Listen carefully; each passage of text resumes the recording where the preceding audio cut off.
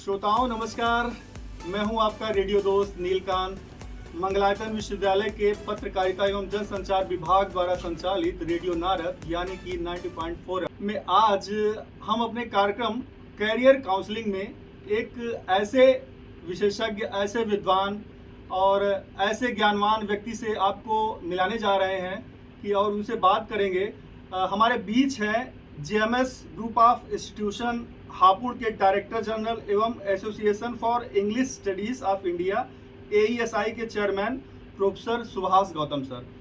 और सर कई सारे इंस्टीट्यूशन के डायरेक्टर रहे हैं। सर को प्रशासनिक और शैक्षणिक अनुभव बहुत सारा रहा है और आज अपने कार्यक्रम करियर काउंसलिंग में सर से हम बात करेंगे और जानेंगे कि इंग्लिश विषय में, विशेष रूप से लिटरेचर में क्या क्या संभावनाएं हो सकती हैं। सर, हमारे कार्यक्रम में आपका बहुत बहुत स्वागत है। Thank you so much. और सर, कार्यक्रम की शुरुआत में हम आपसे जानना चाहेंगे कि उच्च शिक्षा की चुनौती आज के समय और विश्वविद्यालयों की क्या कार्य प्रणाली रही है उच्च शिक्षा को लेके, उसमें आप क्या सोचते हैं और आपके क्या विचार हैं, बताएंगे। Thank you so much. सबसे पहले तो मैं मंगलायतन विश्वविद्यालय अलीगढ़ के डीजेएमसी विभाग को बहुत धन्यवाद देता हूँ और साथ में ही संस्थान के, विश्वविद्यालय के जो हमारे ऑनरेबल चेयरमैन हैं, चांसलर हैं, ऑनरेबल वाइस चांसलर हैं, डीन डायरेक्टर्स हैं,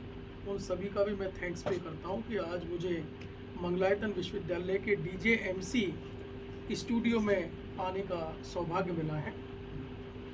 देखिए, बड़ा महत्वपूर्ण आपका प्रश्न है। उच्च शिक्षा में विश्वविद्यालय स्तर पर क्या चुनौतियां हैं। मैं विश्वविद्यालय में भी प्रोफेसर डीन के रूप में कार्यरत रहा हूँ। प्रोफेशनल और टेक्निकल संस्थाओं का एनसीआर में डायरेक्टर रहा हूँ। वर्तमान में मैं डायरेक्टर जनरल भी हूँ। चुनौतियाँ मुझे ये लगता है कि अब 21वीं सदी में कुछ नहीं है। अच्छा। क्योंकि एनईपी 2020 का जो आगमन हुआ है, इसका जो करिकुलम डिजाइन किया गया है, उसने सारी चुनौतियों को ख़त्म कर दिया है। आज शोध पर बहुत कार्य किए जा रहे हैं। शोध की क्वालिटी को मेंटेन किया जा रहा है। पहले रिसर्च करना बहुत मुश्किल था क्योंकि प्राइवेट यूनिवर्सिटीज़ नहीं थी, स्टेट यूनिवर्सिटीज़ थी या सेंट्रल यूनिवर्सिटीज़ थी और उनके एफिलेटेड, एडिड और गवर्नमेंट कॉलेजेस हुआ करती थी। 21वीं सदी में जब से प्राइवेटाइजेशन हुआ है एजुकेशन में और यूजी पीजी लेवल पर सेल्फ फाइनेंस कॉलेजेस और इंजीनियरिंग कॉलेजेस, प्राइवेट कॉलेजेस और प्राइवेट यूनिवर्सिटीज़, डीम्ड यूनिवर्सिटीज़ आई हैं, वहाँ शोध का बहुत विस्तार हुआ है। जी। सभी कॉलेजों की जो शोध हैं, उनकी जो रिसर्च वर्क है, उसको शोध गंगा पर सभी लोग अपनी शोध को चेक कराते हैं। प्लेगरिज्म की रिपोर्ट आती है, उसके बाद थीसिस प्रॉपरली चेक होने जाती हैं, थीसिस चेक होकर आती हैं, एक्सटर्नल एक्सपर्ट्स के द्वारा वाइवा किया जाता है। आज मुझे इतनी खुशी हो रही है मंगलायतन विश्वविद्यालय अलीगढ़ में आकर कि मैं एक पीएचडी का वाइवा लेने के लिए यहाँ आया था और जो शोधार्थी है जिसने अपना पीएचडी का वाइवा दिया है, उनकी सुपरवाइजर प्रोफेसर डॉक्टर प्रीति पंकज गुप्ता रही हैं। Dean directors, director research, dean academics, director academics की मौजूदगी में, ऑनरेबल वाइस चांसलर की नॉमिनी की मौजूदगी में वाइवा हुआ। मैंने उसकी थीसिस को इवेल्युएट भी किया।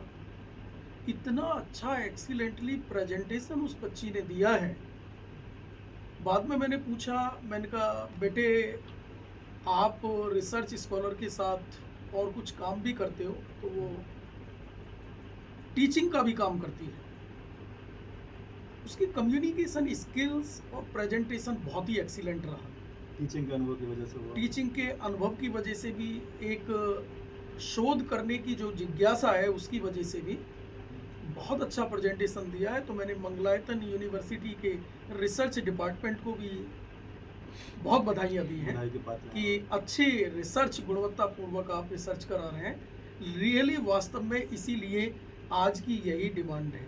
अच्छा सर, जैसे आपने कहा कि पीएचडी रिसर्च आजकल बहुत ज़्यादा हो रहा है, उसका विस्तार हुआ है, लेकिन ये भी देखने को मिलता है कि कई सारे स्टूडेंट्स कॉपी पेस्ट रिसर्च करते हैं और एआई का बहुत ज़्यादा इस्तेमाल होता है। जैसे प्लेगरिज्म है, लेकिन उसके अलावा भी कुछ ना कुछ ऐसे टूल्स ढूंढ लेते हैं जो कि प्लेगरिज्म भी नहीं ढूंढ पाता है उसको। तो अच्छी पीएचडी रिसर्च कैसी होनी चाहिए जिसमें मौलिकता हो और मौलिकता का अभाव ना हो, जो कि आने वाली हमारी पीढ़ी को बहुत एक बेहतर उसमें रिसर्च पेपर मिले और थीसिस मिले, जिससे कि नया रास्ता मिले पढ़ने वालों को। आपने बहुत अच्छा प्रश्न किया है, मतलब इतना टेक्निकल आपने क्वेश्चन रेज किया है कि आज का दौर एआई का दौर है, जी 21st सेंचुरी है, साइंस एंड टेक्नोलॉजी का दौर है। मैं तो ये कहूँगा it's the advancement of science and technology, AI का दौर है। परंतु आपने जो कहा कि आज के जो शोधार्थी हैं वो एआई से भी बढ़कर हो रहे हैं, वो कुछ ना कुछ ऐसा ढूंढ लेते हैं कि एआई भी उसको इतने अच्छे लिमिटेड वे में नहीं पकड़ पा रहा है कि उनके शोध में प्लेगरिज्म से वो मुक्ति पा जाते हैं। मुझे वैसे ये कहना चाहिए कि ये जैन जी है, आज का दौर जैन जी का है, आज की जो पीढ़ी है वो जैन जी है। परंतु इसमें जो अहम रोल है सर, ये सुपरवाइज़र का बहुत अहम रोल है। सुपरवाइज़र को इतना ऑनेस्ट होना चाहिए कि वो अपने बच्चों को रिसर्च को बार बार चेक करें, सॉफ्टवेयर्स के माध्यम से भी चेक करें, उनके लैंग्वेज को सुपरवाइज़र चेक करें।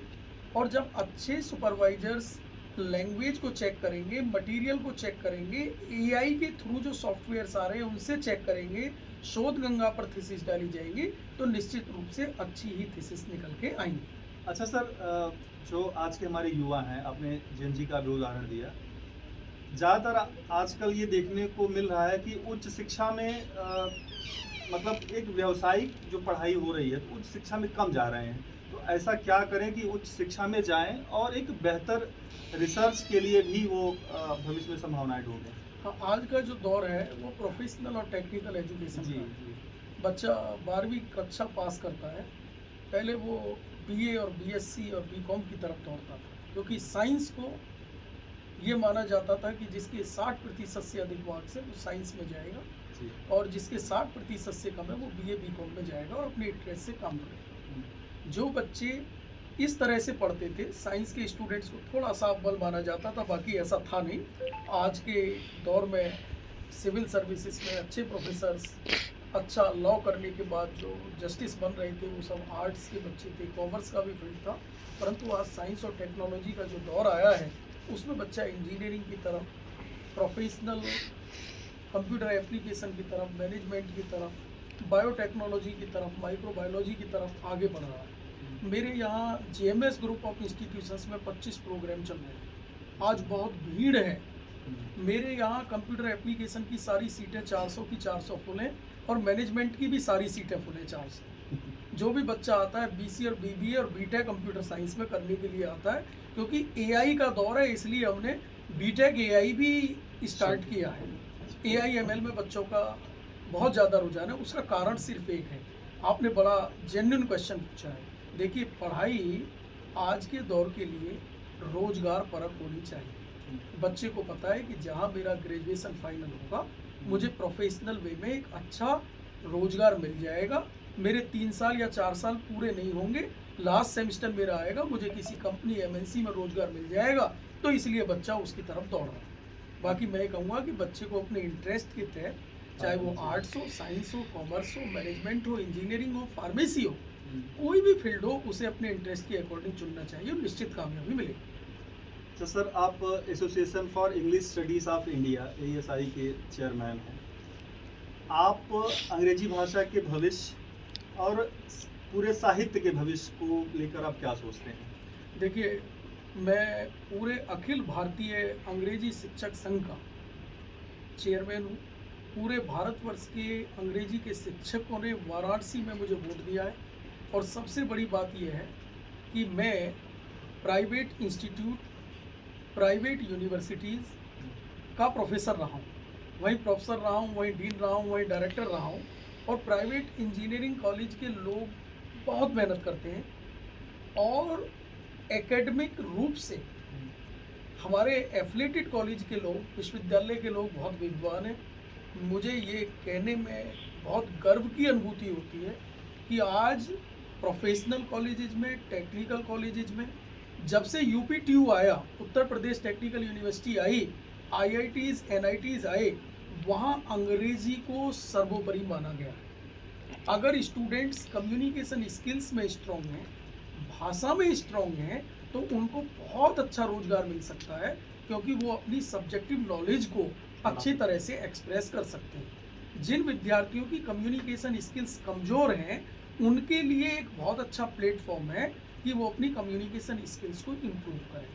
हमारे पूरे भारतवर्ष के अंग्रेजी शिक्षक संघ के, चाहे वो साहित्य के लोग हैं, या वो भाषा के लोग हैं, या वो कम्युनिकेशन के लोग हैं, वो सभी इस बात को प्रयास करते हैं कि उनके द्वारा पढ़ाए हुए विद्यार्थी और शोधार्थी देश में कामयाब हों, अच्छी नौकरियां पाएं, और आज वो पा भी रहे हैं। हमारे पूरे भारतवर्ष से AESI के लाइव मेंबर्स हैं प्रोफेसर्स। इस विषय में अच्छी कॉन्फ्रेंसेस आयोजित की जाती हैं, कार्यशालाएं आयोजित की जाती हैं, सेमिनार आयोजित की जाती है, जिसमें केवल प्रोफेसर्स ही नहीं, शोधार्थी, UG और PG के बच्चों को भी आमंत्रित किया जाता है, जिससे कि वहाँ पर एक भाषा का प्लेटफॉर्म मिल सके, साहित्य का प्लेटफॉर्म मिल सके, और वहाँ पर एक दूसरे के आइडियाज़ शेयर हो सकें, एक्सपर्ट्स बच्चों को गाइड कर सकें। यही सेमिनार और कॉन्फ्रेंस का एक उद्देश्य भी है। मुझे बहुत अच्छा लगा है, यहाँ प्रोफेसर प्रीति पंकज गुप्ता बैठी है, वो भी हमारी AESI की लाइव मेंबर हैं। और सर, मुझे लोगों ने कहा कि आप AESI के चेयरमैन हैं, मंगलायतन यूनिवर्सिटी में आए हैं। मैं एक गाजियाबाद के प्रतिष्ठित कॉलेज का डायरेक्टर था, मेरे एक साथी भी यहाँ, जैसा मुझे याद आता है, वो इंजीनियरिंग कॉलेज के डायरेक्टर रहे हैं, प्रोफेसर KP सिंह साहब। अभी मुझे पता लगा उनको ट्रेनिंग एंड प्लेसमेंट की भी मंगलायतन विश्वविद्यालय में जिम्मेदारी मिली हुई है। एक मेरे 20-25 साल पुराने साथी डॉक्टर सिद्धार्थ जैन भी यहाँ हैं। तो मेरा ये डिस्कशन हुआ, लोगों ने कहा कि सर, आप अखिल भारतीय अंग्रेजी शिक्षक संघ के चेयरमैन हैं। हाल फिलहाल में मीडिया के माध्यम से पता चला है कि बिहार के मगध विश्वविद्यालय बोधगया में AESI की 69वीं कॉन्फ्रेंस का आयोजन हो रहा है, जहां हजारों में लोग इकट्ठा होंगे। तो क्या सर, मंगलायतन विश्वविद्यालय में भी कॉन्फ्रेंस हो सकती है? ये प्रश्न पूछने वाला था सर आपसे। हाँ, मैं समझ गया था कि आप विषय पर आ रहे हैं। सर, मंगलायतन विश्वविद्यालय अलीगढ़ से मुझे बहुत लगाव रहा है। मैं 2007 में जब ये विश्वविद्यालय खुला था, तो मैंने इस विश्वविद्यालय को प्राध्यापक के रूप में ज्वाइन किया था। मेरा बहुत अल्प कार्यकाल इस विश्वविद्यालय में रहा था। आज भी मेरे पास यहाँ का अपॉइंटमेंट लेटर मौजूद है। मंगलायतन विश्वविद्यालय से मेरा बहुत पुराना नाता रहा है। जब मंगलायतन विश्वविद्यालय, मुझे शायद समय याद है, 2007 में प्रारंभ हुआ था, तो मैंने यहाँ प्राध्यापक के रूप में नियुक्ति पाई थी। और आज मैं 20 साल बाद मंगलायतन विश्वविद्यालय में आया हूँ। यहाँ के माननीय chairman, vice chairman sir professor Dasora साहब हैं, शायद मुझे लगता है जी, हमारे वाइस चांसलर हैं प्रोफेसर PK दसोरा सर का मैंने बड़ा नाम सुना है, अच्छे एकेडमिशियन हैं। DC दिनेश शर्मा जी हैं जी, और डायरेक्टर एकेडमिक्स हैं, डीन रिसर्च हैं अमरीश जी हैं। उनके नेतृत्व में, कुशल नेतृत्व में विश्वविद्यालय बहुत अच्छा चल रहा है। तो मैं बीइंग चेयरमैन AESI, आपके प्रोफेसर प्रीति पंकज गुप्ता मैडम को, हमारी AESI की मेंबर भी हैं, आपके विभाग की प्रोफेसर भी हैं, इस बात से आश्वस्त करता हूं कि मैडम का जैसे ही प्रपोजल हमारे एसोसिएशन के पदाधिकारियों के पास आएगा, मैं जनरल सेक्रेटरी प्रोफेसर विकास शर्मा जी से भी रिक्वेस्ट करूंगा कि मैडम के प्रपोजल को, प्रस्ताव को स्वीकृत किया जाए और देश विदेश के लोगों को मंगलायतन विश्वविद्यालय में आमंत्रित किया जाए। क्योंकि जैसा आज मैंने सुबह पता किया कि यहाँ देश विदेश के छात्र छात्राएं भी पढ़ने आ रहे हैं, तो उन्हें भी हमारे कॉन्फ्रेंस के माध्यम से इसका बहुत लाभ होगा। अच्छा सर, अंत में जो भी ये आपकी बातचीत हमारे रेडियो के श्रोता सुन रहे हैं, उनको आप क्या संदेश देना चाहेंगे? जैसे हमारा ये प्रोग्राम है करियर काउंसलिंग, तो उसमें क्या करियर की संभावना हो सकती है, उसके लिए अगर आप कुछ बताना चाहें तो। मेरा सभी श्रोताओं से एक अनुरोध है, श्रोताओं के बच्चे भी अब उच्च शिक्षा में शिक्षा लेने के लिए आ रहे होंगे या कुछ पढ़ रहे होंगे। सबसे पहले तो मेरा कहना यह है कि किसी भी विद्यार्थी पर किसी भी कोर्स के लिए कोई बाध्यता ना हो। जिसमें जिस बच्चे का इंटरेस्ट हो उसको उस कोर्स को करने दिया जाए, और फिर 3 वर्ष 4 वर्ष जितने वर्ष का पाठ्यक्रम है उसको फ्री होकर शिक्षा ग्रहण कराई जाए, और निश्चित रूप से उनका बच्चा, उनका वार्ड कामयाब होकर निकलेगा और कामयाबी उसके पास रहेगी। उच्च शिक्षा में बहुत ऑप्शंस हैं, उन सभी ऑप्शंस के तहत वो अपना चुनाव अपनी इच्छा के अनुरूप कर सकते हैं। बहुत बहुत धन्यवाद प्रोफेसर सुभाष गौतम सर, आपने अपने व्यस्ततम समय में से हमारे रेडियो के लिए, हमारे रेडियो के जो श्रोता हैं उनके लिए आपने समय निकाला और बहुत महत्वपूर्ण जानकारी दी। आपका बहुत बहुत धन्यवाद।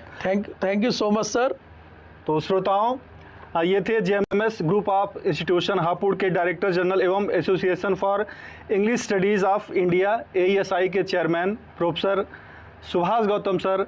और आज की कड़ी में इतना ही, फिर हम किसी नए विशेषज्ञ से मिलेंगे, उनसे बात करेंगे और उनकी बातचीत आप तक सुनवाएंगे। तब तक के लिए मुझे आज्ञा दीजिए। धन्यवाद।